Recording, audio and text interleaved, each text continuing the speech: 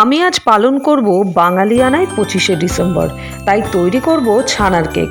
চলো তাহলে রেসিপিটা শেয়ার করে দিই। ছানা তৈরি করে নিয়েছি, আগের একটু ছানা ছিল, সেটা খুব ভালো করে গুঁড়ো করে নিয়ে এবার হাত দিয়ে মেখে নিয়েছি, তার কারণ ছানাটা নরম হয়ে যাবে। এবার একটা বাটির মধ্যে নিয়ে নিচ্ছি পুরো ছানাটা, তার সাথে দিয়ে দিচ্ছি হাফ কাপ চিনি, 4 চামচ গুঁড়ো দুধ, হাফ কাপ ময়দা, 1 টেবিল স্পুন সুজি।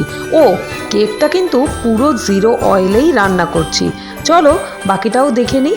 কাজু কিশমিশ কুচো কুচো করে কেটে নিয়েছি, হাফ চামচ বেকিং পাউডার, বেকিং সোডা, একটু ভ্যানিলা এসেন্স আর তেলের বদলে দিয়ে দিচ্ছি 1 চামচ ঘি।